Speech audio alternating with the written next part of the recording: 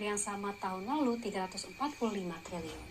Sementara itu untuk belanja barang dan jasa baru terrealisasi 226,7 triliun, sedangkan 10 bulan tahun lalu 253,5 triliun. Belanja modal 74,2 triliun, jauh lebih lambat dibanding Oktober 2024, 106,6 triliun. Suhasil mengatakan lambatnya belanja pemerintah daerah ini menjadi sorotan pemerintah pusat karena pemerintah pusat juga telah menggelontorkan dana transfer ke daerah atau TKD yang sudah mencapai 713,4 triliun atau 82,1% dari pagu.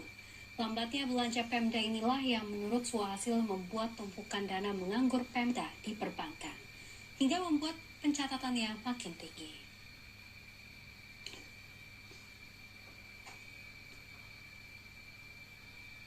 Memastikan pengumuman upah minimum provinsi tidak akan dilakukan pada 21 November 2025 besok, sebagaimana selama ini diatur dalam Peraturan Pemerintah Nomor 36 Tahun 2021. Hal itu karena pemerintah tengah menuntaskan penyusunan regulasi baru berbentuk PP sebagai tindak lanjut putusan Mahkamah Konstitusi Nomor 168 Tahun 2023. Yassi Erli menjelaskan pemerintah kini tengah menelaah amanat MK, termasuk perintah mempertimbangkan kebutuhan hidup layak atau KHL. Ia mengatakan dengan adanya disparitas upah antara wilayah yang kini menjadi perhatian, kini konsep baru UMP tidak akan menggunakan satu angka kenaikan seragam. Menurutnya mekanisme baru nantinya memberi kewenangan lebih luas kepada Dewan Pengupahan Daerah.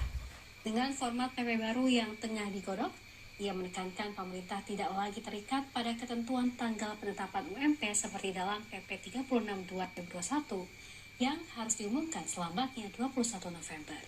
Yassi Erli pun meminta publik menunggu proses perumusan selesai. Ia menegaskan kembali rancangan aturan saat ini belum final, masih dalam bentuk draft yang mana kemudian akan diserahkan dan ditandatangani Presiden Prabowo Subianto.